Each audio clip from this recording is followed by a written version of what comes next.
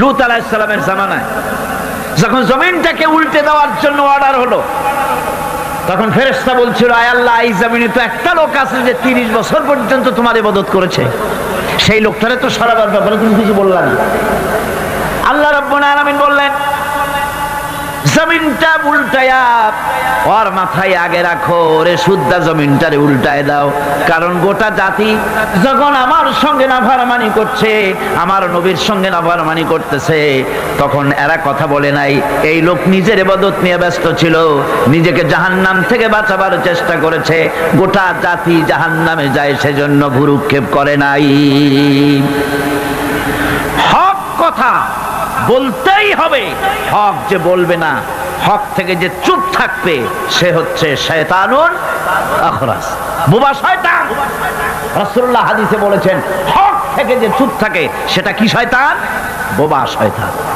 এখন আপনাকে বিপদ মুসিবত থেকে বাঁচার জন্য হকের দাওয়াত দিতে হবে, তা না হলে আল্লাহ পাক ক্ষমা করবেন না। না হক যখন সমাজে চলতে থাকে, হকের আওয়াজকে একজনকে হলেও হকের আওয়াজ বুলন্দ করতে হবে।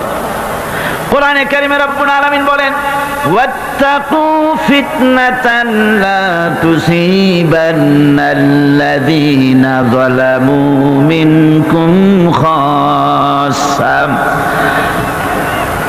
সতর্ক থাকো, বেঁচে থাকো ওই সব বিপদ থেকে, মুসিবত থেকে, যেই বিপদ শুধুমাত্র বিপদের কারণ যারা, ওদের জন্যই নাজিল হবে না, বরং যারা সহ্য করে তাদের উপরও বিপদ আসবে।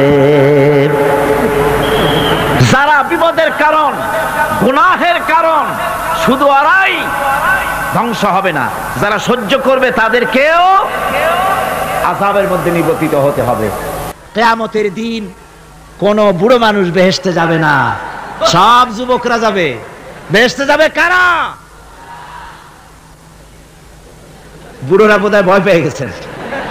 রাসূল পাক সাল্লাল্লাহু আলাইহি ওয়াসাল্লাম বলেছেন, আমার কথা না, হুজুর বলেছেন, কোন বুড়ো মানুষ বেহেশতে যাবে না, কোন কালো মানুষ বেহেশতে যাবে না। এখন রাসূল যদি বলেন, তার কথাই তো আইন। হুজুর বলেন কালো মানুষ বেহেশতে যাবে না, একটা কালো মানুষ কান্দিয়ে তো পড়েই গেছে। হুজুর বলেন, কেঁদো না, তুমি যখন বেহেশতে যাবে চাঁদের মতো সুন্দর চেহারা নিয়ে বেহেশতে যাবে। বুড়ার কান্না দেখে হুজুর বলছেন, কেঁদো না, তুমি যখন বেহেশতে যাবে আল্লাহ তোমার যুবক বানায় পাঠায় দিবে। যেহেতু বেহেশত হচ্ছে যুবকদের জন্য, সুবহানাল্লাহ। অত নাজ নিয়ামত, অত আনন্দ, বুড়া মানুষে তো খাইয়ে খুইয়ে বেহেশত নষ্ট করি ভালো হবে।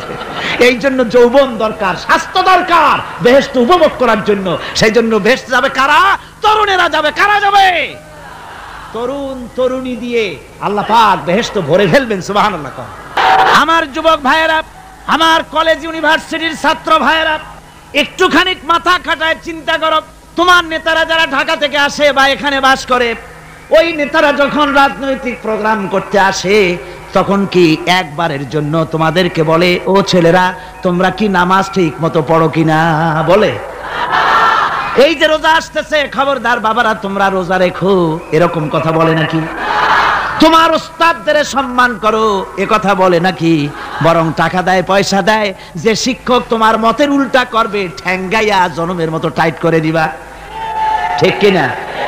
তোমার নেতারা কি কোনোদিন বলে নাকি, ও আমার সংগঠনের ছেলেরা মা বাপের খেদমত করবে, মা বাপের সম্মান করবে, খবরদার মা বাপের সঙ্গে বেয়াদবি করবে না, সন্ত্রাস করবে না, অস্ত্রবাজি করবে না, মানুষকে কষ্ট দিবে না, এমন কোনো কথা বলে না? আমার যুবকেরা শোনো, ওরা টাকা দিয়ে, অস্ত্র দিয়ে, পয়সা দিয়ে, মদ দিয়ে, ওরা নিজেদের ক্ষমতা টিকায় রাখার জন্য তোমাদেরকে লাঠির মতো ব্যবহার করে। সুতরাং আজকে তরুণদেরকে বুঝতে হবে, তরুণীরা ভালো করে বোঝো, তোমরা রাসূলের সৈনিক। কার সৈনিক?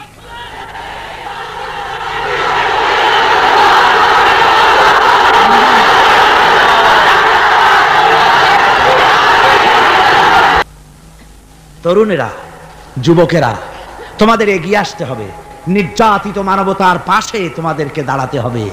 আল্লাহ রাব্বুল আলামিন বলেছেন, ওয়ালা তাকুলু লিমান ইউকতালু ফি সাবিলিল্লাহি আমওয়াত বাল আহইয়াউ ওয়ালাকিন লা তাশউরুন। আল্লাহ রাব্বুল আলামিন বলেন, আমার রাস্তায় যারা নিহত হয়েছে, আমার রাস্তায় যারা জীবন দিল, ওরা মরে গেছে এই কথা তোমরা বলো না, ওরা জিন্দা। ওরা কি? আমার রাস্তায়, আমার দিন প্রতিষ্ঠার জন্য, মানবতার মুখে হাসি ফুটাবার জন্য, নির্যাতিত মানবতার গোলামীর জিনজির থেকে তাদেরকে বাঁচাবার জন্য সংগ্রাম করতে গিয়ে যারা জীবন দিল, ওরা মরে নাই, ওরা জিন্দা। ওরা কি? জিন্দা। আল্লাহ বলেন, আল্লাহ পাক বলেন, ওরা জিন্দা তোমরা জানো না, আমার কাছ থেকে তারা রিজেক্ট প্রাপ্ত হয়। যারা শহীদ হয়, শাহাদাতের কথা শুনে যাদের ভয় লাগে, অস্ত্রের খোঁচা খায়া, গুলি খায়া, বায়োনেট খায়া, ড্যাগারের গুতা খায়া মরা, জানি কত যন্ত্রণা। নবীজি বলতেছেন, আন আবি হুরায়রা রাদিয়াল্লাহু তাআলা আনহু আন্না রাসূলুল্লাহ সাল্লাল্লাহু আলাইহি ওয়াসাল্লাম মা ইয়াজিদু শাহীদু মিন মাসসিল কাতল কামা ইয়াজিদু আহাদুকুম মিন মাসসিল কারছা। তিরমিজি, নাসাই। আল্লাহ নবী বলেছেন, হযরত আবু হুরায়রা হাদিসটি বর্ণনা করেছেন, নবীজি বলেছেন, শাহাদাতের মওত হলো তোমাদের কেউ যদি আরেকজনকে একটা চিমটি কাটে, ওই চিমটি কাটায় যতটুকু যন্ত্রণা, শাহাদাতের মওতের এর চাইতে বেশি কিছু যন্ত্রণা নয়। শাহাদাতের মওতটা হচ্ছে একটা সেতু। এটা কি সেতু? এটা ব্রিজ। এপারে দুনিয়া, ওপারে আল্লাহ। সুবহানাল্লাহ ওয়া বিহামদি। মরার সাথে সাথে দিদার ইলাহি নসিব হয়ে যাবে। সুবহানাল্লাহ ওয়া বিহামদি। সাহাবায়ে কেরাম, আপনি চিন্তা করেন, তাদের মা, বাবা, বিবি, বাল বাচ্চা, সন্তান সবকিছুকে ফেলে রেখে আল্লাহর দ্বীনের জন্য রক্ত দিতে পেরেছেন। কি কারণে? জীবনকে তাদের কাছে তুচ্ছ মনে হয়েছে। এই জীবন জীবন নয়, ওই জীবনই তো সবচেয়ে সেরা জীবন, যে জীবনে আমার মাওলা আমার উপরে খুশি হয়ে যাবে। সুবহানাল্লাহ। আমার মাবুদ আমার উপরে খুশি হয়ে যাবে, ওইটা হচ্ছে সবচেয়ে নিয়ামতের মওত। এই জন্য হুজুর সাল্লাল্লাহু আলাইহি ওয়াসাল্লাম বলেছেন, কেউ যদি শাহাদাতের তামান্না করে দিল থেকে, সে যদি তার বিছানায়ও মরে, আল্লাহ পাক ওটাকে শাহাদাত হিসেবে ধরে নেবেন। হযরত ওমর রাদিয়াল্লাহু তাআলা আনহু দোয়া করতেন, আল্লাহুম্মা রযুকনি শাহাদাতান ফি সাবিলিক ওয়াজআল মাউতি ফি বালাদি রাসূলিক। আয় আল্লাহ, তুমি দয়া করে মেহেরবানি করে আমাকে শাহাদাতের পেয়ালা পান করাও। শাহাদাতের মওত সবচেয়ে নিয়ামতের মওত। কিয়ামতের দিন এই শহীদ তার আত্মীয় স্বজনের ব্যাপারে 70 জন লোকের ব্যাপারে আল্লাহর কাছে সুপারিশ করার মতো পাওয়ার লাভ করবে শহীদ। ভাইরা, এই শাহাদাত নসিব হওয়ার জন্য তামান্না আমাদের দিলের মধ্যে থাকা উচিত। আল্লাহর দ্বীন প্রতিষ্ঠার জন্য প্রয়োজনে আমরা জান দিব, মাল দিব। পারবো না? পারবো কিনা? আমার ভাইরা, আব্দুল উজ্জা মক্কা শরীফে বাড়ি, 20 বছরের যুবক, কলিজার মধ্যে সবসময় চায়, এতিম মানুষ, বাপ মারা গেছে একেবারে ছোট অবস্থায়, খুব গরিব। চাচা তাকে বড় করেছে, চাচা তাকে ঘর দিয়েছে, বাড়ি দিয়েছে। বুখারীর হাদিস, বুখারী শরীফ এসেছে। বাড়ি, ঘর, জায়গা, জমি, সোনা দানা, টাকা পয়সা, উট ঘোড়া সব দিয়েছে, প্রতিষ্ঠিত করে দিয়েছে। কিন্তু আব্দুল উজ্জা শান্তি পায় না।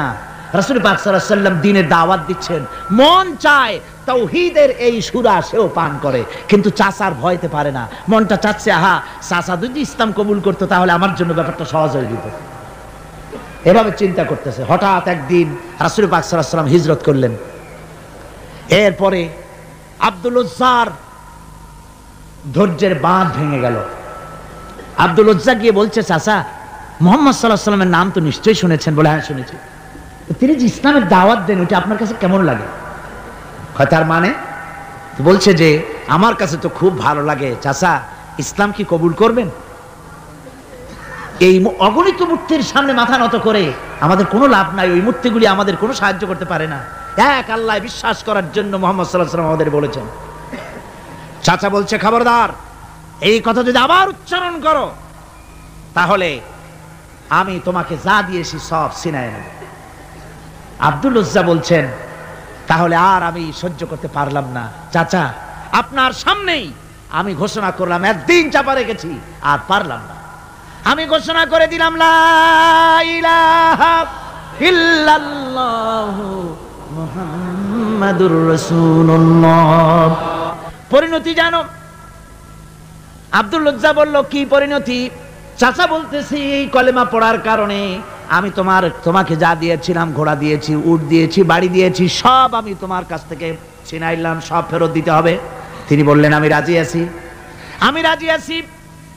আপনি আমার সোনা দানা, ঘোড়া, উট আর ঘর বাড়ি যা দান করেছেন, এই দুনিয়াটার মালিকও যদি আমারে বানাই দিতেন, আমি এর বিনিময়ে কলেমা পড়া থেকে আর আমি নিজেকে থামায় রাখতে পারি না। বলে, আমার সব আমাকে ফেরত দাও। বলল, দিলাম, যা আপনি দিয়েছেন সব আপনাকে ফেরত দিলাম। চাচা বলছে, জায়গা জমি, টাকা পয়সা, সোনা দানা সব পেলাম, তোমার গায়ে যে জামা, তোমার পরনের যে লুঙ্গি, ওটা আমার টাকার খোলো। আব্দুল উজ্জা বললেন, আপত্তি নাই। জামা খুলে দিলেন, পরনের লুঙ্গিটাও খুলে দিলেন। 20 বছরের যুবক এই অবস্থায় চলে গেলেন মায়ের কাছে। মা আব্দুল উজ্জাকে এই অবস্থায় দেখে 2 চোখ চেপে ধরলেন, বললেন, বাবা তোমার এই অবস্থা কেন? ছেলে বলছে, মা, ইমান আনার কারণে আমি সব হারাই ফেলেছি, আমার আর কিছুই নাই, ইমান আনার কারণে আমার এই অবস্থা হয়েছে। মা বলছে, বাবা আমার কাছে কি চাও? ছেলে বলছে, মা আমি চলে যেতে চাই মদিনায়, আল্লাহ নবী মুহাম্মদুর রাসূলুল্লাহ সাল্লাল্লাহু আলাইহি সাল্লামের দরবারে চলে যেতে চাই, আমি একটু বস্ত্র চাই। মা একটা পুরানা কম্বল তার হাতে দিয়ে দিলেন। আব্দুল উজ্জা কম্বলটাকে ছিঁড়ে এক টুকরা কোন রকম হাঁটুর উপরে জড়ায় নিলেন, আর এক টুকরা গায়ে দিয়ে নিলেন। আব্দুল উজ্জা আবার বহু কষ্ট করে মরুভূমি পাড়ি দিয়ে মদিনা মুনাওয়ারায় চলে গিয়ে বাবি জিবরিল থেকে ঢুকে আসহাবে সুফফার চবুতরার সামনে বসে আছেন, ছেঁড়া কম্বল পরা। এবার বিশ্ব নবী, দুনিয়া আখিরাতের বাদশা জনাবে মুহাম্মদ রাসূলুল্লাহ সাল্লাল্লাহু আলাইহি ওয়াসাল্লাম যখন মসজিদের নিজের ঘরের থেকে দরজা খুলে বেরিয়েছেন, দেখেন এক যুবক বসা, একটা আধাটা কম্বল পরা, হাঁটুর উপরে কোন রকম করে রানটা, লজ্জাস্থানটা ঢাকার, গায়ে একটা ছেঁড়া কম্বল। তার এই অবস্থা দেখে হুজুর জিজ্ঞেস করেন, তুমি কে? যুবক বলছে, আমি আব্দুল উজ্জা। ইসলাম কবুল করার জন্য আমার সব ছিল, আমি কম ধনী ছিলাম না, আমার চাচা সব নিয়ে গেছে, সিনাই রেখেছে, আমার লুঙ্গিটাও দেয় নাই। ঘটনা সব তিনি খুলে খুলে বললেন। হুজুর বললেন, তোমার নাম আব্দুল উজ্জা নয়, তোমার নাম আব্দুল্লাহ। আব্দুল্লাহ জুলবাজাদাইন তার নাম। হযরত আব্দুল্লাহ জুলবাজাদাইন কি রাসূলুল্লাহ দিয়া দিলেন, আসহাবে সুফফাদের সাথে মিলাই দিলেন, এখানে থাকো, খাবার আসতে পরে খাবে। তাদের সব সময় খাবার থাকতো না। আসহাবে সুফফায় তারা থাকতেন যাদের ঘর নাই, বাড়ি নাই, থাকার জায়গা নাই। ক্ষুধার জ্বালায় যখন তারা অতিষ্ঠ হয়ে যেতেন, নবীজি ঘরের থেকে তাহাজ্জুদের জন্য যখন বেরোতেন, ক্ষুধার্ত সাহাবীরা রাসূলের চেহারা দেখার সঙ্গে সঙ্গে ক্ষুধা নিবৃত হয়ে যেত। হযরত রাসূল পাক সাল্লাল্লাহু আলাইহি ওয়াসাল্লাম আব্দুল্লাহকে ওনাদের মধ্যে ভিড়ায় দিলেন। আব্দুল্লাহ এবার কোরআন শরীফ পড়ে। কোরআন শরীফ পড়তে গিয়া চিল্লায় চিল্লায় তিনি পড়েন, আস্তে আস্তে পড়েন না। সাহাবীরা বিরক্ত হয়ে রাসূলের কাছে নালিশ করলেন যে বড় চিল্লায় কোরআন পড়ে, আমাদের নামাজেও ডিস্টার্ব হয়। হুজুর বলেন, সাহাবীরা কেউ আব্দুল্লাহর ব্যাপারে কোনো কথা বলবে না, তারে চিল্লাইতে দাও, যেহেতু ঈমানের জন্য তারে বড় মূল্য দিতে হয়েছে। পরনের লুঙ্গিটা পর্যন্ত আনতে পারে নাই, যত খুশি চিৎকার করেছে, আল্লাহর কালাম পড়ু। তাবুকের যুদ্ধ, রাসূলুল্লাহ তাবুকের দিকে রওনা করেছেন, 30,000 সৈন্য নিয়ে রওনা করেছেন। ওই জিহাদে মানুষেরা প্রাণ ভরে রাসূলুল্লাহকে সাহায্য করেছেন। মেয়ে লোকেরা নাকের ফুল, কানের দুল, গলার হাল খুলে খুলে রাসূলের কদম মোবারকে দিয়ে দিয়েছে। ধনীরা টাকা পয়সা সব দিয়েছে। হযরত আবু বকর তো যা ছিল সব এনে দিয়েছে, কিছু ছিল না ঘরে। রাসূল রওনা করলেন। প্রতিমধ্যে হযরত আব্দুল্লাহ জুলবাজাদাইন আল্লাহ নবীর খেদমতে হাজির হয়ে বলেন, হুজুর সবাই তো সব দিল, আমার কিছুই নাই, কিছু দিতে পারলাম না। হুজুর আপনি আমার জন্য দোয়া করেন, আমি যেন এই তাবুকের ময়দানে কাফেরদের বিরুদ্ধে লড়াই করে যেন শহীদ হয়ে যেতে পারি। মাল দিতে পারি নাই, কিন্তু আল্লাহর জন্য যেন আমার জীবনটা দিয়ে দিতে পারি। ও চট্টগ্রামের যুবকেরা, তরুণেরা, তোমাদের মতো 20 বছরের তরুণ হযরত আব্দুল্লাহ জুলবাজাদাইন শাহাদাতের তামান্না করে রিসালাতে মাহবের কাছে দাঁড়িয়েছেন। হুজুর বললেন, একটা গাছের বাকল নিয়ে আসো। একজন একটা বাকল নিয়ে এলো। রাসূলুল্লাহ এই বাকলটা আব্দুল্লাহ জুলবাজাদাইনের হাতে লাগাই দিলেন। রাসূলুল্লাহ বললেন, আয় আল্লাহ, আমি আব্দুল্লাহর রক্ত কাফেরদের জন্য হারাম করে দিলাম। হযরত আব্দুল্লাহ বলছেন, ইয়া রাসূলুল্লাহ, আমি চাইছিলাম শহীদ হব, আর আপনি আমার রক্তটা হারাম করে দিলেন কাফেরদের জন্য।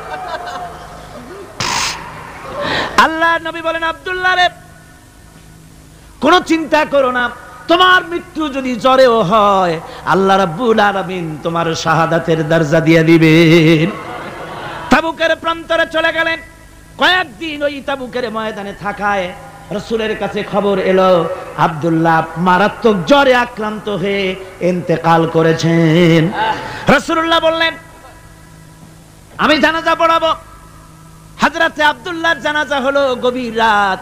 কবরের ভিতরে একজন দাঁড়ায়া লাশ ধরার জন্য একজন কবরের ভিতরে দাঁড়িয়েছে। দুইজন লোকে লাশ নিয়ে আসতেছে। হযরতে বেলাল আলো উঁচু করে দাঁড়ায় ধরে আছে। অন্ধকার রাত, কবরের ভিতরে একজন দাঁড়ানো, লাশ নিয়ে এসেছে দুজনে। কবরের ভিতরে যিনি দাঁড়ানো তিনি বলছেন, এই লাশকে তোমাদের ভাইকে আদবের সাথে কবরে রাখো। কবরের মধ্যে যিনি দাঁড়ানো তিনি আর কেউ নয়, বিশ্বনবী মুহাম্মদুর রাসূলুল্লাহ সাল্লাল্লাহু আলাইহি ওয়াসাল্লাম। হযরত রাসূলুল্লাহ বলতেছেন, আবু বকর, ওমর, তোমাদের ভাইকে আদবের সাথে কবরে রাখো, খবরদার বেয়াদবি করো না। কবরের মধ্যে আল্লাহ নবী আব্দুল্লাহ জুলবাজাদাইনকে নিজ হাতে শোয়াই দিয়া কবরের উপরে পাথর বিছিয়ে দিয়ে নবীজি বললেন, রব্বুল আলামিন, আজকের এই সন্ধ্যা পর্যন্ত আমি আব্দুল্লাহর প্রতি রাজি ছিলাম, তুমিও আব্দুল্লাহর প্রতি সন্তুষ্ট হয়ে যাও। হযরত ইবনে মাসউদ রাদিয়াল্লাহু তাআলা আনহু বলেন, আমি চিৎকার মেরে কেঁদে কেঁদে বললাম, আল্লাহ, আজকে যদি এই কবরে আব্দুল্লাহ না হয়ে আমি হতাম, আমার কিসমতটা ভালো হয়ে যেত। যুবকেরা, ও তরুণ মুসলমানেরা, তোমরাই রক্ত দিয়ে ইসলাম কায়েম করেছো। কে কায়েম করেছে ইসলাম? মুসলিম তরুণেরা, মুসলিম যুবকেরা, তোমাদের অবদান সব চাইতে বেশি। আজ মুসলমান যুবকদের চরিত্র নাই, মদ, জুয়া, জেনা, ব্যভিচার করে করে সর্বনাশ করে দেওয়া হলো। সরকারিভাবে, বেসরকারিভাবে, বিভিন্নভাবে যুবকদেরকে মিসগাইড করার জন্য মদ দেওয়া হয়, টাকা দেওয়া হয়, অস্ত্র দেওয়া হয়, সব দিয়ে যুবকদের চরিত্র নষ্ট করা হচ্ছে। অথচ যুবক হচ্ছে একটা জাতির মেরুদণ্ড। জাতির কি মেরুদণ্ড? এই মেরুদণ্ডকে ঘুণে ধরেছে, এই মেরুদণ্ড নষ্ট করার ব্যবস্থা করা হয়েছে।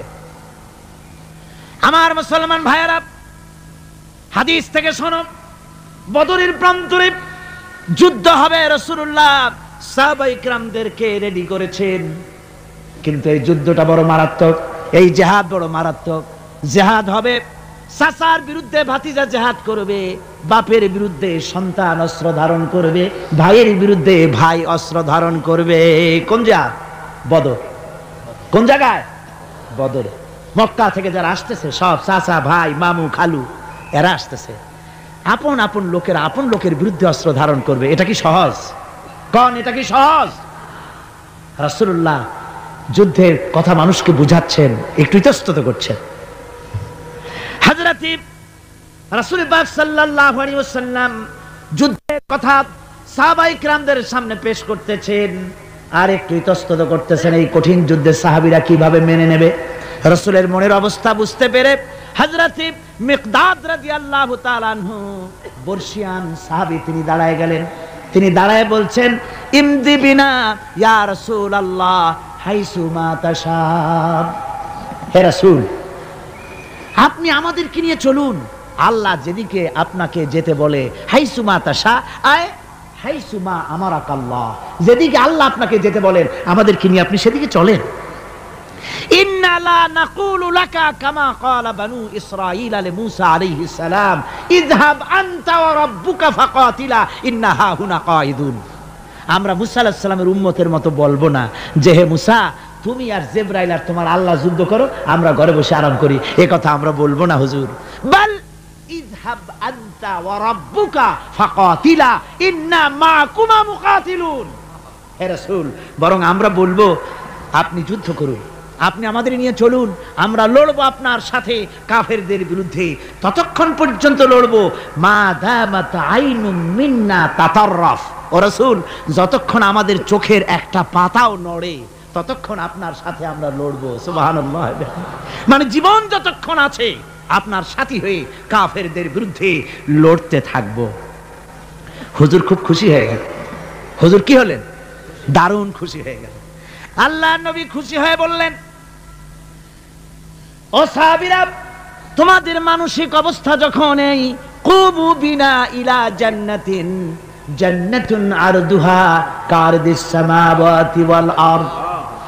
ও সাহাবীরা, তোমাদের মানসিকতা যখন এমন, তখন আমার সাথে তোমরা দাঁড়াও, আমার সাথে ওঠো, আমার সাথে চলো জান্নাতের দিকে।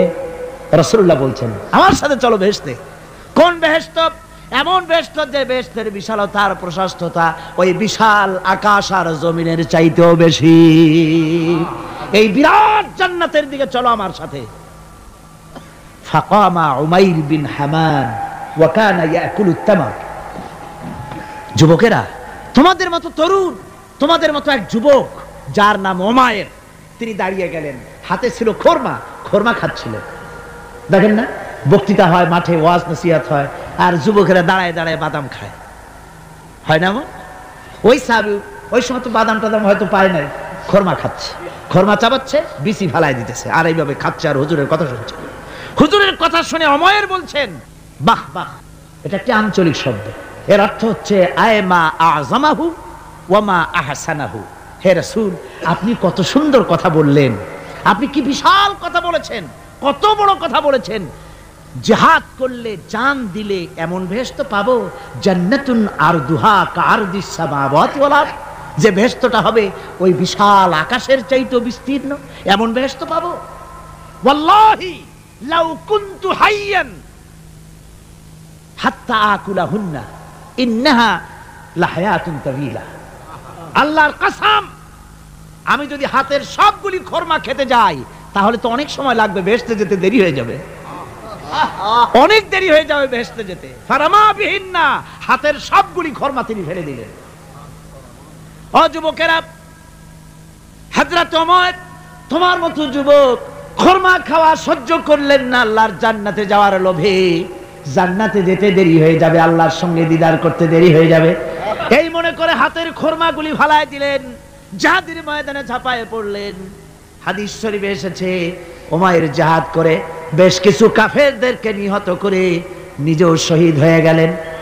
রাসূলুল্লাহ বদরের শহাদাদের জানাজা করার সময় একজন সাহাবী বলে দিলেন, হুজুর, এই সেই উমাইর, আপনি যখন বেহেশতের কথা বলছিলেন, খোরমাগুলি খাওয়ার তর সহ্য হয় নাই বেহেশতে যাওয়ার জন্য, এই সেই উমাইর। আল্লাহর নবী উমাইরের কাছে দাঁড়ায় আঙ্গুল দিয়ে তার শরীরের দিকে দেখায় বললেন, ইন্নাকা মিন আহলিহা। ও যুবক, যেই বেহেশতের জন্য খোরমা খাওয়ার সময় তুমি পাও নাই, আমি নবী সাক্ষী দিচ্ছি তুমি অবশ্যই সেই বেহেশতের অধিবাসী, ওই বেহেশত তোমার জন্য। সুবহানাল্লাহ। আমার ভাইরা, কিয়ামতের দিন এই জান্নাত আল্লাহ রাব্বুল আলামিন দান করবেন ওই সব লোকদের জন্য যারা জান দিবে, মাল দিবে, রক্ত দিবে আল্লাহর দ্বীনের জন্য। কিসের জন্য? আল্লাহর দ্বীন কায়েমের জন্য। যারা জান মাল ওয়াকফ করে দেবে, জীবনকে উৎসর্গ করে দেবে, তাদের জন্য আল্লাহ পাক এই বিরাট নিয়ামত রেখেছেন। তরুণদের বলতে চাই, যুবকদের বলতে চাই, আর বাতিলের পেছনে ঘুরো না, আর তোমার ওই সব নেতাদের পেছনে ঘুরো না যারা নিজেরাও নামাজ পড়ে না, তোমাকেও নামাজের কথা বলে না। ওরা নিজেরা মিথ্যা কথা কয়, তোমরা টের পাও না? কি বলেন, টের পাওয়া যায় না? মারামারি করে নিজেরা আর বদনাম দেয় অপরের উপরে। চোখের সামনে যারা এরকম পারে, চোখের সামনে যারা এরকম পারে, তাহলে রাত দিন 24 ঘন্টা তাদের আমলটা কেমন? এদের পেছনে ঘুরে কোনো লাভ নাই। কোনো লাভ আছে? হ্যাঁ, একটা লাভ আছে। সেই লাভটা হচ্ছে টাটকা কিছু সুখ পেতে পারো, কিছু মদের টাকা, কিছু হোটেলের টাকা, কিছু পরের মেয়ে নিয়ে ঘোরার টাকা, কিছু ভ্রমণের টাকা, কিছু অস্ত্রপাতি, কিছু ত্রাস সৃষ্টি করা। আর ত্রাস সৃষ্টি করবা, কয়টা অস্ত্রের মালিক হইছো? যুবক, তরুণ, বিপদগামী তরুণদের বলবো, সরকার অননুমোদিত অস্ত্র যাদের কাছে আছে, শুনে রাখো, এই অস্ত্র কাউকে ক্ষমা করে না। এই অস্ত্র কাউকে ক্ষমা করে না। সাপ পোষার মতো, যে সাপ তুমি দুধ কলা দিয়ে পোষো, ওই সাপ তোমাকে আবার দংশন করবে। ওঝা মরে না মরে না? সাপ খেলা যারা দেখায় তারা মরে কিনা? ওই সাপেই তাকে কাটে। সুতরাং গভর্নমেন্ট অনুমোদিত অস্ত্র তোমার কাছে পাইপ গান, রিভলভার, স্টেন গান, এলএমজি, আদমজি, কত রকমের অস্ত্রপাতি যুবকদের কাছে। ঘুম নাই, সারা রাত অস্ত্র থাকে কাছে, আর কি কি লাল পানি খাইয়া চোখ দুইটা থাকে এত বড় বড়, দেখলেও ভয় করে, মাথায় ভাল্লুকের মতো চুল। মানুষ মারো তোমরা, মানুষ মারো। আহা, যারে মারলা একটুখানি হিউম্যানিটি, বিবেক দিয়ে চিন্তা করো। যাকে মেরেছ ওই রাত্রে তার বাড়ির কাছে যাও, ওই রাত্রে গোপনে তার বাড়ির কাছে গিয়ে দেখো তার মা কিভাবে তার সন্তানের জন্য কাঁদতেছে, মায়ের কোলটা খালি হয়েছে বলে কিভাবে কাঁদতেছে, তার বাবা কিভাবে কাঁদতেছে, তার বউ থাকলে কিভাবে ছটফট করতেছে, তার কলিজার টুকরা সন্তান থাকলে কিভাবে আব্বা আব্বা বলে কাঁদতেছে। যারে গুলি করে মেরেছো একবার বাড়ির কাছে গিয়ে কান পাচা শোনো। মনে রাখো যুবক, সন্ত্রাসীরা শুনে রাখো, অস্ত্র দিয়া মানুষকে যারা মেরেছো, আল্লাহর কসম করে বলি যেভাবে মেরেছো ওইভাবে তোমাকেও নিহত হতে হবে, কোনো সন্দেহ নাই। বাড়িতে গিয়ে ডায়েরিতে লিখে রাখো আমার কথা। থামুন, বাড়িতে গিয়ে ডায়েরিতে লিখে রাখুন, ডায়েরিতে লিখে রাখো, যদি তুমি কাউকে হত্যা করে তার বউকে যদি বিধবা বানায় থাকো, তোমার বউ বিধবা হবেই, কোনো সন্দেহ নাই। তুমি যদি কারো ছেলেকে এতিম বানায় থাকো, তোমার ছেলেকে আল্লাহ এতিম বানায় রাস্তায় ভিক্ষা করায় ছাড়বেন। তুমি যদি কারো বাপকে মাকে কাঁদায় থাকো, আল্লাহ রাব্বুল আলামিন তোমার মা বাপকে কাঁদাবেন। তুমি যদি বেয়নটের খোঁচা দিয়া, ড্যাগারের খোঁচা দিয়া একটা মানুষকে যদি বুক ফেড়ে থাকো, তোমার বুকটা ঝাঁঝরা করে দেওয়ার মতো অস্ত্র আল্লাহ তৈরি করে রেখেছে। বিশ্বাস করো, বিশ্বাস করো। অননুমোদিত অস্ত্র থানায় জমা দিয়ে দাও, মসজিদে ঢোকো, নামাজ পড়ো, চরিত্রবান হয়ে যাও। তোমাদের প্রতি আমার উদাত্ত দাওয়াত, আমার বুক ভরা দরদ। তোমাদের বিরুদ্ধে আমাদের কোনো বিদ্বেষ নাই, হিংসা নাই, আছে কলিজা বড় দরদ। দেখতে পাচ্ছি জাহান্নামের দিকে যাচ্ছ, এ পথটা কোন দিকের পথ? জোরে বলেন, কোথার পথ? ওই নেতাদের পিছনে আর চলো না, তওবা করো। ওই নেতাদের পিছনে আর যাবে না যারা তোমাদেরকে টাকা দেয় আর অস্ত্র দেয়, যারা তোমাদেরকে মদ দেয় আর নারী দেয়, ওদের পেছনে আর চলবে না। ওয়াদা করো। যুবকরা কি পারবে ওয়াদা করতে? ওই সব নেতাদের পিছনে জীবনে আর যাবে না, ওয়াদা করতে পারো? হাত উঁচু করে দেখাও যুবকেরা।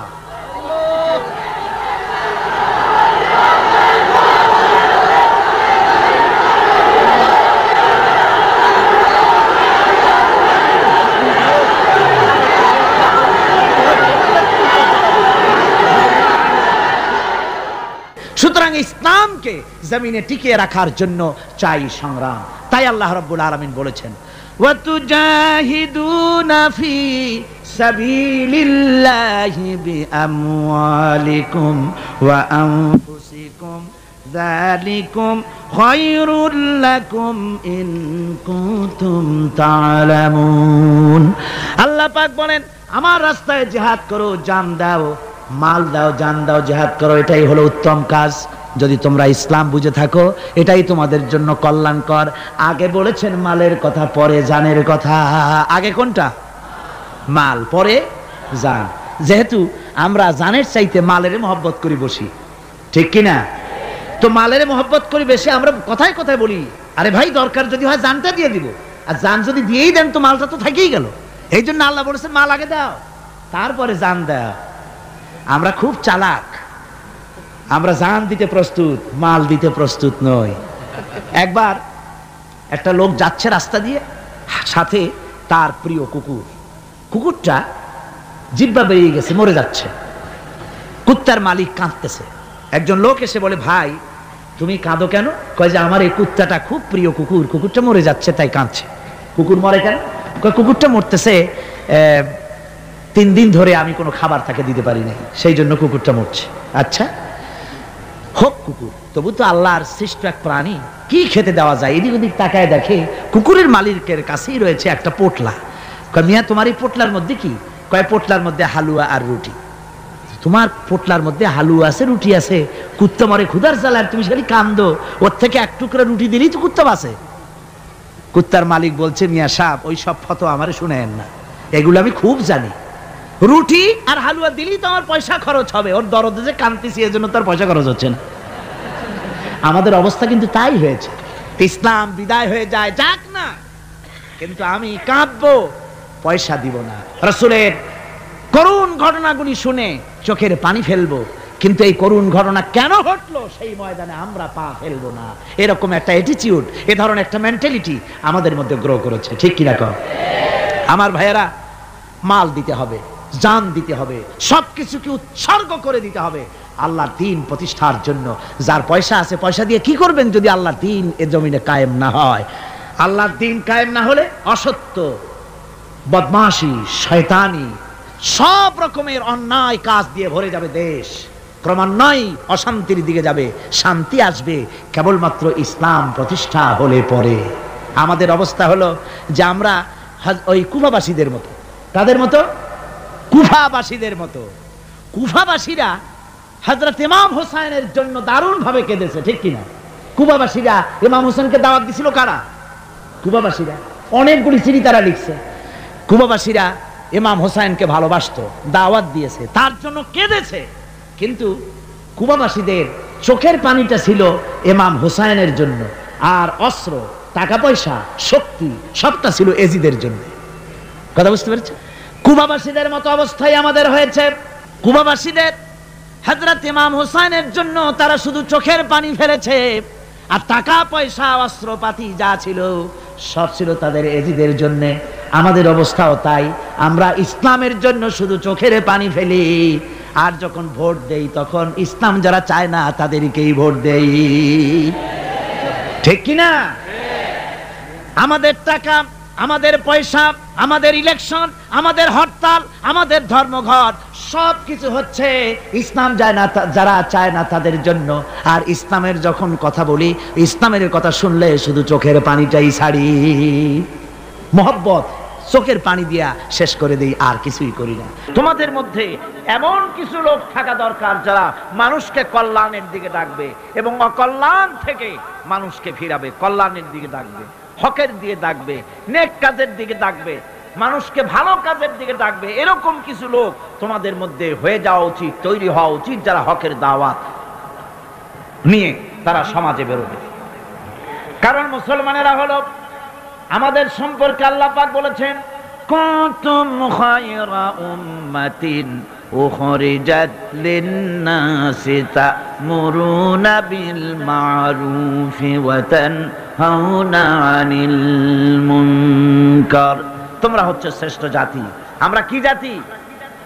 আমরা যে শ্রেষ্ঠ জাতি সে কথা বলার মতো হিম্মত এখন আমাদের আর নাই, যার জন্য আপনারা আওয়াজ দিলেন যা শোনাই গেল না। মুসলমানেরা কি জাতি?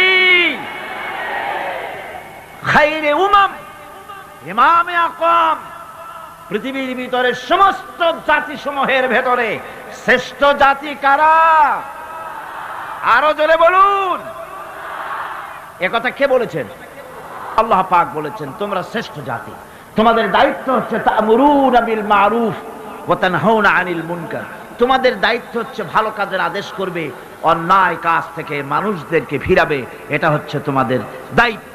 এই দায়িত্ব যদি আমরা পালন করতাম তাহলে আমাদের সমাজের ভেতরে এই অন্যায় অসত্য টিকে থাকতে পারতো না। আমরা মানুষকে ভালো কাজের আদেশ দেই না। ভালো কাজের আদেশ দিতে হলে ক্ষমতায় থাকতে হয়। আদেশ আর অনুরোধ এই দুটো কি এক জিনিস? আদেশ আর অনুরোধ দুটো কি এক জিনিস? আদেশ দিতে গেলে আদেশের জায়গায় পৌঁছাতে হয়। আদেশের জায়গায় না গিয়ে কাউকে হুকুম দেওয়া যায় না, অনুরোধ জানাতে হয়। গভর্নমেন্টের কাছে বিনীতভাবে অনুরোধ জানাই, সিনেমার অশ্লীলতার জ্বালায় টিকতে পারি না, রমজান মুবারক এসেছে, এই অশ্লীল সিনেমার ছবি নামায় ফেলা হোক, বিনীতভাবে অনুরোধ জানাই। এটা হলো অনুরোধ। আর আল্লাহ বলছেন ইসলামের ব্যাপারটা অনুরোধের ব্যাপার নয়, এটা হচ্ছে আদেশের ব্যাপার। ক্ষমতায় এমন লোক পাঠাতে হবে যে রমজান মাস এলে পরে অর্ডার দেবে সিনেমার সমস্ত ছবি আর গান বন্ধ করে দাও। হোটেলের কোনো দরজা খোলা থাকতে পারবে না, কোন খাবারের দোকান মুসলমানদের খোলা থাকতে পারবে না। এটা হচ্ছে অর্ডারের কাজ। তা'মুরুনা বিল মা'রুফ, আমর, হুকুম, অর্ডার। অনুরোধ করে হয় না, এটা আদেশ দেওয়ার মাকামে যেতে হয়। সেই আদেশের মাকামে আমরা কি যেতে পেরেছি? পারিনি। আমাদের অবস্থা হচ্ছে মোল্লার দৌড় মসজিদ পর্যন্ত।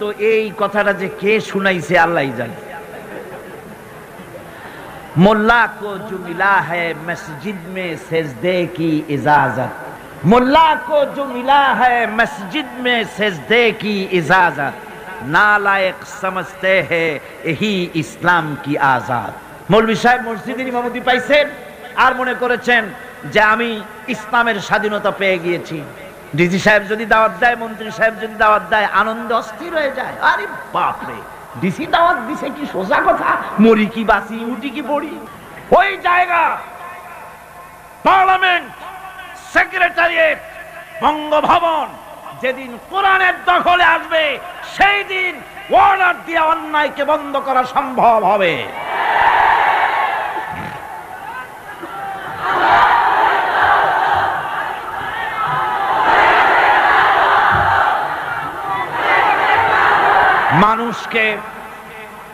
মানুষকে হকের দাওয়াত দিতে হবে। আল্লাহ রাব্বুল আলামিন বলেন, ওয়ামান আহসানু কাওলাম মিম্মান দাআ ইলাল্লাহি ওয়া আমিলা সালিহান ওয়া ক্বালা ইন্নানি মিনাল মুসলিমিন। ওয়ামান আহসানু কাওলাম মিম্মান দাআ ইলাল্লাহ, ওর থেকে ভালো কথা আর কার হতে পারে? যে ব্যক্তি মানুষকে আল্লাহর দিকে ডাকে। সুবহানাল্লাহ বলেন, সুবহানাল্লাহ বলেন। আল্লাহর দিকে যে ডাকে সেই ওয়ামান দা ইলাইহি, হাদিস শরীফের ভিতরে আছে মান ক্বালা বিহি সাদাকা। কোরআন থেকে যে কথা বলে সে কি কথা বলে? সত্য কথা বলে। কোরআন থেকে যে কথা বলে সত্য কথা বলে। মান ক্বালা বিহি সাদাকা ওয়া মান আমিলা বিহি উজরা। আরে কোরআন থেকে যারা আমল করে আল্লাহ তাদেরকে পুরস্কৃত করেন। ওয়া মান হাকামা বিহি আদালা, কোরআন থেকে যে বিচার করে সেই জাস্টিস, ইনসাফ কায়েম করে। ওয়া মান দা ইলাইহি হুদিয়া ইলা সিরাতিল মুস্তাকিম। আর যারা কোরআনের দিকে দাওয়াত দেয় তাদের দাওয়াতই সহজ সরল দাওয়াত। আওলাদে রাসূল আপনাদের সামনে কোরআনের দাওয়াত দিলেন, কোরআনের পক্ষে কাজ করুন, সবাই হাত উঁচু করে আপনারা সমর্থন দিয়েছেন। আমরাও অপেক্ষা করব এই সমর্থন আপনারা কতদিন বজায় রাখতে পারে। আল্লাহ যেন তৌফিক দেন। জোরে বলেন আমিন। আরো জোরে বলেন আমিন। ওয়ামান আহসানু কাওলাম মিম্মান দা ইলাল্লাহ, ওর চাইতে ভালো কথা আর কার? যে মানুষকে আল্লাহর দিকে ডাকে। আমরা কার দিকে ডাকি? বিশ্বাস করুন, আমরা তো সমাজতন্ত্রের দিকে মানুষ ডাকি না। বলেন, আমরা কি সমাজতন্ত্রের দিকে মানুষ ডাকি? পুঁজিবাদের দিকে ডাকি, জাতীয়তাবাদের দিকে ডাকি, ধর্মনিরপেক্ষ মতবাদের দিকে ডাকি। আমরা কার দিকে ডাকি? ধর্মনিরপেক্ষ মতবাদ আল্লাহর তৈরি না মানুষের তৈরি? পুঁজিবাদ আল্লাহর না মানুষের? সমাজতন্ত্র আল্লাহর না মানুষের?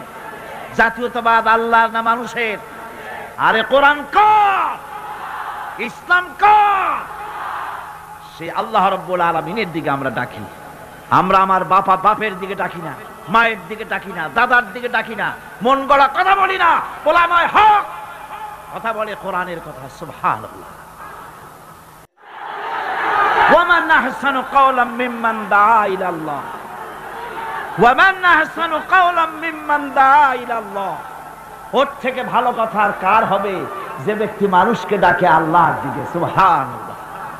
প্রাণ ভরে কান সুবহানাল্লাহ। আমরা কোন নেতার দিকে মানুষকে ডাকি না।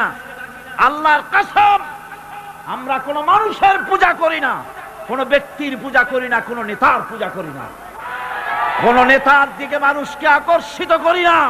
আমরা মানুষকে ডাকি আল্লাহর দিকে। আর ডাকি বিশ্ব নবী সাইয়্যিদুল মুরসালিন আশরাফুল আম্বিয়া রাহমাতুল লিল আলামিন জনাবে মুহাম্মদুর রাসূলুল্লাহ সাল্লাল্লাহু আলাইহি সাল্লামের দিকে মানুষদেরকে ডাকি। ওয়ামান আহসানু কাওলাম মিম্মান দাআ ইলাল্লাহ। ওর থেকে ভালো কথা আর কার হবে? যে মানুষকে আল্লাহর দিকে ডাকে। ওয়া আমিলা সালিহান, আর এরপরে সে নেক কাজ করে, সৎ কাজ করে। ওয়াকালা ইন্নানি মিনাল মুসলিমিন, আর আমি হচ্ছি মুসলমানদের একজন। আমি মুসলমান তা বলছে না, কিন্তু কি বলছে? আমি মুসলমানদের একজন। এই আয়াত নাযিল হলো কখন? যখন মক্কায় মুসলমানদের উপরে অত্যাচারের স্টিম রোলার চালানো হচ্ছিল। মুসলমানদেরকে চিৎ করে শোয়াইয়া আগুনের উপরে চিৎ করে শোইয়েছে। আগুনের আংটা আগুনের উপরে চিৎ করে শুইয়ে দিয়ে বুকের উপরে পাথর চাপা দিয়ে রাখা হয়েছে। হযরতে খুবাইব রাদিয়াল্লাহু তাআলা আনহুকে খালি গায়ে দেখে একদিন হযরত ওমর বলেছিলেন, খুবাইব, তোমার পিঠের এমন অবস্থা কেন? কোমরটা এরকম চিকুন, পিঠের ভিতরে এত বড় বড় গর্ত কেন? তিনি বললেন, ওমর ভাই, তোমার কি মনে নাই ইসলাম কবুল করার অপরাধে কাফির বেঈমানেরা আমাকে মারধর করেছে, না খাওয়ায় রেখেছে। তারপরেও যখন ইসলাম আমাকে দিয়ে ছাড়াতে পারলো না, তখন আগুন জ্বালালো। আংটা আগুন বিছায় দিয়া আমাকে চিৎ করে শুইয়া দিয়া আমার বুকের উপরে পাথর চাপা দিয়া রাখলো। আগুন পুড়ে পুড়ে গোশতের মধ্যে ঢুকলো, গায়ের রক্ত আর চর্বি গলে গলে আগুনগুলো নিভে গেল। সেই যে পিঠের ভিতরে গর্ত হয়েছে, আজও পর্যন্ত পিঠের গর্ত মুছে যায় নাই।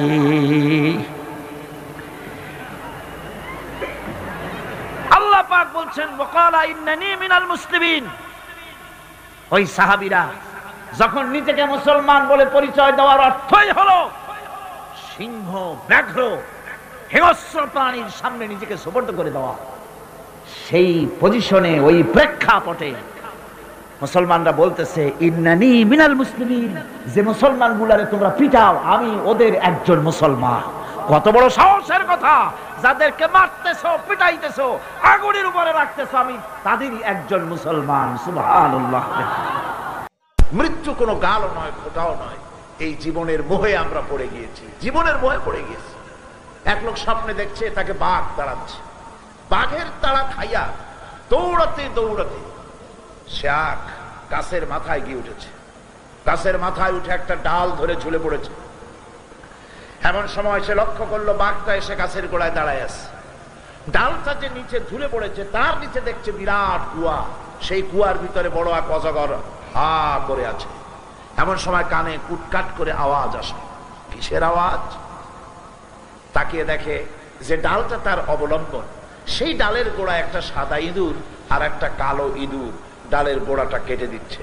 কারণ বিপদটা খুব কম না বেশি? জনমের বিপদ না? গাছ বাইয়া যদি নিচে নামে তো খাবে কিসে? বাঘে। আর ডাল ভাঙিয়ে যদি নিচে পড়ে খাবে কিসে? এমন সময় তার মাথায় ঠান্ডা কি জানি পড়লো। উপরের দিকে তাকাইছে। উপরে তাকালে সাধারণত মানুষের মুখ হা হয়ে যায়, আর যদি দাঁত না থাকে তাহলে জানলা খোলা গাড়ির মতো হয়ে যায়। উপরের দিকে তাকাইছে, মুখটা হা হয়ে গেছে। আর অমনি উপরে ছিল মধুর চাক, সেখান থেকে ফোটা ফোটা মধু পড়তেছিল, সে মধু চাটতেছে। এমন সময় তার ঘুম ভেঙে গেল। এক বুজুর্গ ব্যক্তির কাছে গিয়ে বলছে, হুজুর, এই রকমের একটা মারাত্মক স্বপ্ন দেখেছি, অর্থ কি কিছুই বুঝলাম না। আল্লাহর বান্দা বুজুর্গ ব্যক্তি বলছেন, তুমি যে স্বপ্ন দেখেছ এটা তোমার একারও স্বপ্ন নয়, আর এটা স্বপ্ন নয়, এটা হলো বাস্তব। তামাম পৃথিবীর সমস্ত মানুষের জন্য এইটাই হলো বাস্তবতা। তোমার পেছনে যে বাঘ দৌড়াচ্ছিল, এটা বাঘ নয়, এটা হচ্ছে হযরতে আজরাইল আলাইহিস সালাম। প্রত্যেকটি মানুষের পেছনে ঘুরছে, সময় এলি তার জান কবজ হয়ে যাবে। তুমি যে ডালটা ধরে ঝুলেছিলে, ওই ডালটি হচ্ছে তোমার হায়াত। আর ডালের গোড়া কাটতে ছিল সাদা ইঁদুর আর কালো ইঁদুর। সাদা ইঁদুর হলো দিনের প্রতীক, কালো ইঁদুর হচ্ছে রাতের প্রতীক। দিন আর রাত তোমার হায়াতের রশিগাছা কুটকুট করে আস্তে আস্তে করে কেটে দিতেছে। আর নিচে যে কুয়া ছিল, সাপ হা করে আছে, এটা হলো তোমার কবর। এর মধ্যে তুমি যে মাথার উপরে ঠান্ডা কি পড়লো, উপরে হা করলে মুখের ভিতরে মধু পড়লো। সেই মধু চাটতে চাটতে কবরের সাপের বিপদের কথা বলেছ, বাঘের বিপদের কথা বলেছ, ডাল ভেঙে পড়বে সে বিপদও বলেছ। এই মধু হচ্ছে তোমার সুন্দরী স্ত্রী, এই মধু হলো দুনিয়া, এই মধু গাড়ি, এই মধু বাড়ি, এই মধু ক্ষমতা, এই মধু প্রতিপত্তি, এই মধু হচ্ছে তোমার ব্যবসা বাণিজ্য। দুনিয়ার মোহে তোমাকে এত বড় বিপদ থেকে তোমাকে ভুলাই দিয়েছে। মানুষ এই দুনিয়া তাকে ভুলাই রেখেছে। আল্লাহ পাক মানুষকে সতর্ক করে দিচ্ছেন, ওয়াল আসরি ইন্নাল ইনসানা লাফি খুসর। আল্লাহ পাক বলেন, আমি এতগুলি কসম করে বলছি, ইন্নাল ইনসানা লাফি খুসর, নিঃসন্দেহে অবশ্যই মানুষের জীবন ক্ষতিগ্রস্ত। মানুষের জীবন কি ক্ষতিগ্রস্ত? কে বলতেছেন এ কথা? আল্লাহ পাক। লক্ষ্য করেন, আগে তো আল্লাহ পাক কসম করলেন কতগুলা, তারপরে আবার বলছেন ইন্না, নিঃসন্দেহে, নিশ্চয়ই, এরপরে আবার লাফি। ফিয়ের আগে যে লাম লাগানো হয়েছে এটা হচ্ছে লামে তাকিদ। অবশ্যই মানুষের জীবন কি, জোরে কন, ক্ষতিগ্রস্ত। কে বলতেছেন? আল্লাহর বান্দা বুজুর্গ ব্যক্তি বলছেন, তুমি যে স্বপ্ন দেখেছ এটা তোমার একার স্বপ্ন নয়, আর এটা স্বপ্ন নয়, এটা হলো বাস্তব। তামাম পৃথিবীর সমস্ত মানুষের জন্য এইটাই হলো বাস্তবতা। তোমার পেছনে যে বাঘ দৌড়াচ্ছিল এটা বাঘ নয়, এটা হচ্ছে হযরতে আজরাইল আলাইহিস সালাম। প্রত্যেকটি মানুষের পেছনে ঘুরছে, সময় এলি তার জান কবজ হয়ে যাবে। তুমি যে ডালটা ধরে ঝুলেছিলে ওই ডালটি হচ্ছে তোমার হায়াত, আর ডালের গোড়া কাটতেছিল সাদা ইঁদুর আর কালো ইঁদুর। সাদা ইঁদুর হলো দিনের প্রতীক, কালো ইঁদুর হচ্ছে রাতের প্রতীক। দিন আর রাত তোমার হায়াতের রশিগাছা কুটকুট করে আস্তে আস্তে করে কেটে দিতেছে। আর নিচে যে কুয়া ছিল সাপ হা করে আছে, এটা হলো তোমার কবর। এর মধ্যে তুমি যে মাথার উপরে ঠান্ডা কি পড়লো, উপরে হা করলে মুখের ভিতরে মধু পড়লো, সেই মধু চাটতে চাটতে কবরের সাপের বিপদের কথা বলেছো, বাঘের বিপদের কথা বলেছো, ডাল ভেঙে পড়বে সে বিপদও বলেছো। এই মধু হচ্ছে তোমার সুন্দরী স্ত্রী, এই মধু হলো দুনিয়া, এই মধু গাড়ি, এই মধু বাড়ি, এই মধু ক্ষমতা, এই মধু প্রতিপত্তি, এই মধু হচ্ছে তোমার ব্যবসা বাণিজ্য। দুনিয়ার মোহে তোমাকে এত বড় বিপদ থেকে তোমাকে ভুলাই দিয়েছে। মানুষ এই দুনিয়া তাকে ভুলাই রেখেছে। আল্লাহ পাক মানুষকে সতর্ক করে দিচ্ছেন, ওয়াল আসরি ইন্নাল ইনসানা লাফি খুসর। আল্লাহ পাক বলেন, আমি এতগুলি কসম করে বলছি, ইন্নাল ইনসানা লাফি খুসর, নিঃসন্দেহে অবশ্যই মানুষের জীবন ক্ষতিগ্রস্ত। মানুষের জীবন কি ক্ষতিগ্রস্ত? কে বলতেছেন কথা? আল্লাহ পাক। লক্ষ্য করেন, আগে তো আল্লাহ পাক কসম করলেন কতগুলা, তারপরে আবার বলছেন ইন্না, নিঃসন্দেহে, নিশ্চয়ই, এরপরে আবার লাফি। ফিয়ের আগে যে লাম লাগানো হয়েছে এটা হচ্ছে লামে তাকিদ। অবশ্যই মানুষের জীবন কি, জোরে কর, ক্ষতিগ্রস্ত। কে বলতেছেন? আমরা আল্লাহ রাব্বুল আলামিন তার কথার গুরুত্ব বুঝতে পারি নাই, সাধারণ মানুষেরা বুঝতে পারে নাই। সেজন্য মানুষের জীবনের সফলতার বিফলতার মাপকাঠি হলো, মানুষ মনে করে বাড়ি করেছি, গাড়ি করেছি, ক্ষমতায় গিয়েছি, আমার জীবন সফল হয়ে গেছে। আসল জীবনের সফলতার বিফলতা এর মানদণ্ড হচ্ছে ঈমান। এর মানদণ্ড কি? ঈমান। ঈমান আছে কি?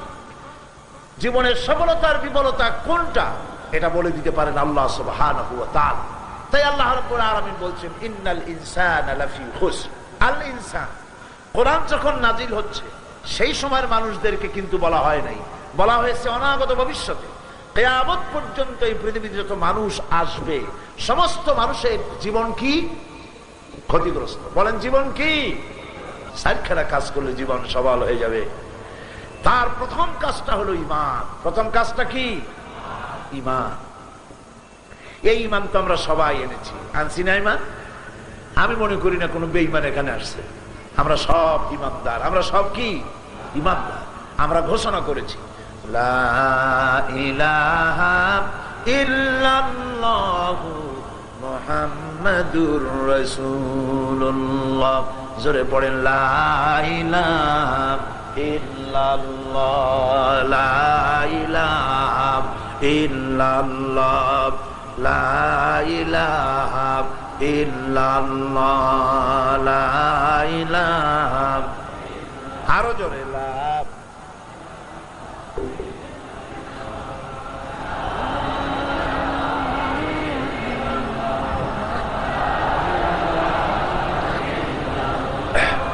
লা ইলাহা ইল্লাল্লাহ মুহাম্মাদুর রাসূলুল্লাহ।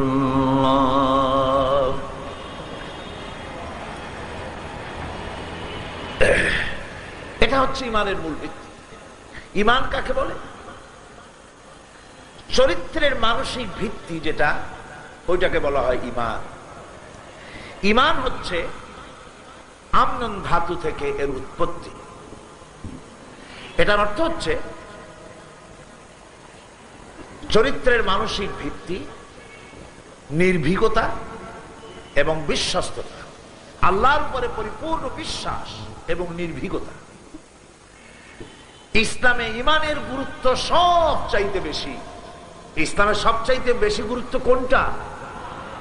যদি প্রশ্ন করা হয় কোরআনে মজিদের দাওয়াতের মূল প্রতিপাদ্য কি, যদি প্রশ্ন করা হয় কি জবাব হবে? ঈমান। কোরআনের মূল দাওয়াত কি? ঈমান। কোরআনে কারীম অবতরণ এবং রাসূল কারীম সাল্লাল্লাহু আলাইহি ওয়াসাল্লামের আগমনের একমাত্র উদ্দেশ্য হচ্ছে ঈমানের দাওয়াত দেওয়া। কিসের দাওয়াত দেওয়া? কোরআনের ভাষায় শুনুন,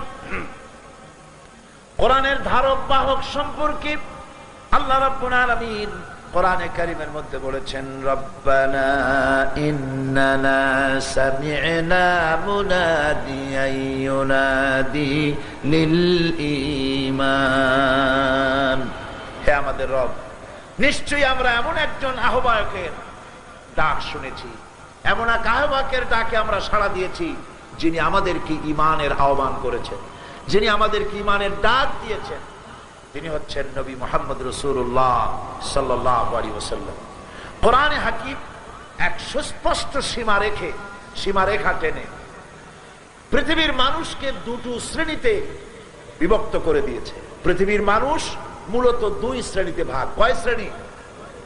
নারী আর পুরুষ নয়, সাদা আর কালো নয়। মূলত পৃথিবীর মানুষকে দুইটা ভাগে বিভক্ত করা হয়েছে। এক হচ্ছে ঈমান আনয়নকারী, ঈমান পোষণকারী, আর এক হচ্ছে অবিশ্বাসী। এই দুইটা শ্রেণী পৃথিবীতে। কয়টা শ্রেণী হলো? দুটি শ্রেণী। ঈমান পোষণকারী যারা, তারা হচ্ছে সত্যশ্রায়ী, তারা জ্ঞান এবং নূরের সম্পদে তারা ধন্য। আর যারা অপর দলটি যারা, তারা হচ্ছে মূর্খ, হেদায়েতের রাস্তা তাদের জন্য অবরুদ্ধ। আর যারা ঈমান এনেছে তাদের জন্য হেদায়েতের রাস্তা উন্মুক্ত। এই দুটি ভাগ সম্পর্কে, দুটি দল সম্পর্কে আল্লাহ পাক কোরআনে কারিমে বলছেন, মাসালুল ফারিকাইনি কাল আ'মা ওয়াল আসাম্মি ওয়াল বাসীরি ওয়াস সামি' হাল ইয়াস্তাবিয়ানি মাসালান আফালা তাযাক্কারুন। এই দুই শ্রেণীর লোকদের দৃষ্টান্ত এরূপ, যেমন একটি লোক কথাও বলতে পারে, কানেও শোনে, আর অপর লোকটি কথাও বলতে পারে না, কানেও শোনে না। এই দুইটি দৃষ্টান্ত হচ্ছে ঈমান আনয়ন, ঈমান পোষণকারী আর অবিশ্বাসী। এ দুজনের জন্য এই দৃষ্টান্ত দেওয়া হয়েছে। এরপরেও কি তোমরা এর থেকে উপদেশ গ্রহণ করবে না? তার মানে হলো যারা কানে শোনে এবং যারা চোখে দেখে, তারা হচ্ছে ঈমান আনয়নকারী। চোখ দিয়ে হক দেখেছে, কান দিয়ে হক শুনেছে, অন্তর দিয়ে বিশ্বাস করেছে, এরা হলো ঈমানদার। আর যারা বেঈমান, তারা দেখেও দেখে না, শুনেও শোনে না। আকাশ দেখে কয় ওটা একটা নীলা নীলা দেখা যায়, আসলে আকাশ বলতে কিছু নাই।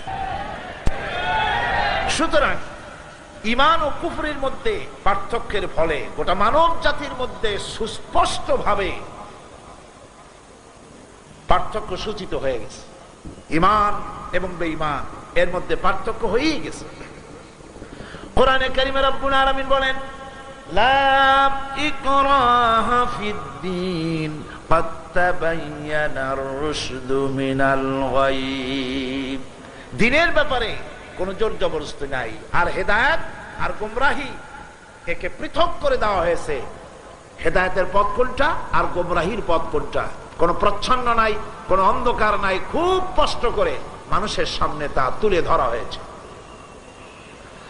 فَمَن يَكْفُرْ بِالطَّاغُوتِ وَيُؤْمِنْ بِاللَّهِ فَقَدِ اسْتَمْسَكَ بِالْعُرْوَةِ الْوُثْقَى لَا انفِصَامَ لَهَا وَاللَّهُ سَمِيعٌ عَلِيمٌ। فَمَن يَكْفُرْ بِالطَّاغُوتِ, এখন যে ব্যক্তি তাগুতকে অস্বীকার করবে এবং আল্লাহর উপর ঈমান আনবে, সে তো এমন রজ্জু অবলম্বন করলো যে রজ্জু কখনো ছিঁড়বার নয়, কখনো ধ্বংস করার নয়, কেউ তাকে ধ্বংস করতে পারবে না, বিচ্ছিন্ন করতে পারবে না, যে তাগুতকে অস্বীকার করে আল্লাহর প্রতি ঈমান এনেছে। তাগুত হচ্ছে সেই শক্তি, যে শক্তি শুধু আল্লাহর আইন নিজেই অমান্য করে না, অন্যদেরকেও অমান্য করতে বাধ্য করে, সেটাকে বলা হয় তাগুত। আরবিতে তাগুত শব্দ বুঝাবার জন্য এরকম বলা হয়, দরিয়ার ভিতরে পানি যখন দুই কূলের সীমারেখা ঠিক রেখে জোয়ার ভাটা হয়, তখন বলা হয় পানি দরিয়ার আইন কানুন মেনে চলছে। আর যখন এই পানি দুই কূল উপচে এলাকাগুলিকে প্লাবিত করে দেয়, তখন আরবিতে এটাকে বলা হয় তগাল বাহা, অর্থাৎ দরিয়ার ভিতরে সীমা লঙ্ঘনকারী শক্তি সৃষ্টি হয়েছে। আল্লাহু ওয়ালিয়্যুল্লাযীনা আমানু ইউখরিজুহুম মিনাজ-যুলুমাতি ইলান-নূর। যারা ঈমান এনেছে, আল্লাহ রাব্বুল আলামিন হচ্ছেন তাদের জন্য অভিভাবক, আল্লাহ রাব্বুল আলামিন তাদের জন্য হচ্ছেন অভিভাবক। আল্লাহ তাদেরকে বন্ধু এবং অভিভাবক হচ্ছেন আল্লাহ পাক। আল্লাহ পাক ঈমানদারদেরকে অন্ধকারের ভিতর থেকে টেনে আলোর দিকে তাদেরকে বের করে আনেন। ওয়াল্লাযীনা কাফারু আউলিয়াউহুমুত তাগুতু ইউখরিজুনাহুম মিনান নূরি ইলাজ-যুলুমাত। আর যারা মহাসত্যকে অস্বীকার করেছে, তাদের অভিভাবক হচ্ছে তাগুত, তাদের অভিভাবক হচ্ছে সীমা লঙ্ঘনকারী শক্তি। আর এই তাগুত তাদেরকে আলোর ভিতর থেকে বের করে অন্ধকারে নিয়ে যায়। উলাইকা আসহাবুন নারি হুম ফিহা খালিদুন। এরা হচ্ছে জাহান্নামে। এরা কোথায় যাবে?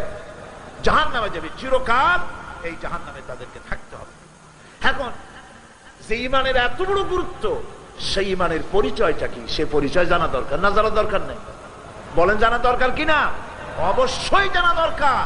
যে কারণে আজকে বিশ্ববাসী মুসলমানদের কপাল পুড়েছে, সেই বিষয়টা ভালো করে বুঝতে হবে, নইলে কপাল আরো পুড়বে। ঈমানের পরিচয়টা কি? সত্যিকারের ঈমানদার, তার পরিচয় হচ্ছে ইন্নামাল মুমিনুনা আল্লাযীনা আমানু বিল্লাহি ওয়া রাসূলিহি সুম্মা লাম ইয়ারতাবু।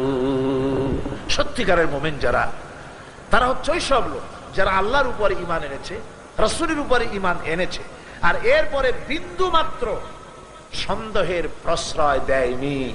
কথা বুঝতে পেরেছেন? সন্দেহের বিন্দু মাত্র প্রশ্রয় দেয়নি। আল্লাহর উপর বিশ্বাস করেছে কিভাবে? এইভাবে করেছে, খায়রিহি ওয়া শাররিহি মিনাল্লাহি তাআলা। আমার ভালো আমার মন্দ কে করতে পারে? এতে বিন্দুমাত্র সন্দেহ নেই। আছে সন্দেহ? যাদের সন্দেহ আছে যে আল্লাহ ছেলে দিতে পারে না, মেয়ে দিতে পারে না, ওরাই তো মাজারে যায়, ঠিক কিনা? কর সন্দেহ রয়ে গেছে আল্লাহ দিবেন কিনা, সেই জন্য আরেকজন মন্ত্রী ধরা দরকার। ছোটবেলায় দেখছিলাম সরস্বতী পূজা হচ্ছে, দেখি সরস্বতীর সামনে সেখানে একটা টাকা, কিছু ধান, দোয়াত কলম, কিছু চাল। তো ওই হিন্দু এক ছাত্র ছিল আমার সাথে, তার বাড়িতেই ঘটনা ঘটছে। আমি তারা জিজ্ঞেস করলাম যে সরস্বতী মূর্তির সামনে এগুলো কেন, এই টাকা ধান চাউল এগুলো থুইছো কেন? কয় যে এগুলি ভগবানকে স্মরণ করায় দেওয়া। কলম দেখে তিনি মনে করবেন আমার বিদ্যার দরকার, চাউল দেখে মনে করবে আমার চাউলের দরকার, তারপরে টাকা দেখে মনে করবে আমার ধনবান হওয়া দরকার। ভগবানকে স্মরণ করায় দেওয়ার জন্য এগুলি তার সামনে রাখা হয়। যে সব জিনিস রাখবো উনি স্মরণ করে আমার তাই দিবেন। আমি বললাম এইরকমই ভগবান তোমাকে আল্লাহ রাব্বুল আলামিনের স্মরণ করাই দিতে হবে, প্রশ্নই ওঠে না। সুতরাং ঈমান আনতে হবে আল্লাহর উপরে, এরকম ঈমান যে আমার ছেলে যদি না থাকে, সন্তান যদি না থাকে, কে দিতে পারেন? আল্লাহর নামটা নিলেন আমার সামনে দিয়ে 5-6 জনে, আর বাকি লোকেরা হা করে বসে থাকলেন। আল্লাহর নাম নিলে লজ্জা করে নাকি? ভয় করে নাকি? তাহলে চিল্লায় কোন সন্তান না থাকলে দেবে কে? আমি যদি অভাবগ্রস্ত হই তাহলে আমাকে সচ্ছল বানায় দেবে কে? আমি যদি কাঁদি আমার কাঁদার জবাব দিবেন কে? আমি যদি বিপদে পড়ি তার থেকে আমাকে বাঁচাবেন কে? আমার যদি অসুখ হয় তার থেকে কে মুক্ত করবেন? শুনুন আমাদের পিতার ভাষায়, আমাদের পিতা কে? মাশাআল্লাহ, আপনাদের ওয়াজ শুনে মজা আছে। তার মানে আমি বলার আগেই আপনারা ঠিক পান যে আমি কি কব। ইব্রাহিম আলাইহিস সালাম আমাদের পিতা, তিনি যে কথাটা বলেছেন আল্লাহর কাছে এত প্রিয় হয়েছে, কথা আল্লাহ কোরআন শরীফ উঠাই দিয়েছে। সুবহানাল্লাহ। ইব্রাহিম আলাইহিস সালাম বলছেন ওয়াইদা মারিতু ফাহুয়া ইয়াশফিন, আমি যখন অসুস্থ হই তখন আল্লাহ রাব্বুল আলামিন আমাকে রোগ মুক্ত করে দেন। এটা ঈমান। অসুখ সারে না, আপনি দৌড়ে যাবেন আজমিরে, অসুখ ভালো হয় না দৌড়ে যাবেন বাগদাদে, ওষুধ ভালো হয় না চলে যাবেন হাইকোর্টের বাজারে। ঈমান নষ্ট হয়ে গেছে। ঈমান কি হয়ে গেছে? ঈমান বরবাদ হয়ে গেছে। আল্লাহ পাক বলছেন সত্যিকারের মুমিন তো তারা, ইন্নামাল মুমিনুনা আল্লাযীনা আমানু বিল্লাহি ওয়া রাসূলিহি সুম্মা লাম ইয়ারতাবু, আল্লাহ এবং রাসূলের উপর ঈমান আনছে এমন ঈমান যে ঈমানের মধ্যে বিন্দু মাত্র সন্দেহের প্রশ্রয় দেয় না। রোগ যতই দুরারোগ্য হোক, যত কঠিন হোক, আমার রোগ থেকে মুক্ত করবেন কে? দেখেন না আইয়ুব আলাইহিস সালাম কি পরীক্ষাটা দিলেন, দেন নাই কোন? ওই রকম অসুখ হইলে আমরা কি পারবো? সামান্য জ্বর হয় 2 দিনে ছাড়ে না, তারপর কয় যে এত নামাজ পড়ি তারপরেও 104 ডিগ্রি জ্বর আমার হওয়া লাগে। সহ্য কথা। বন্ধুগণ,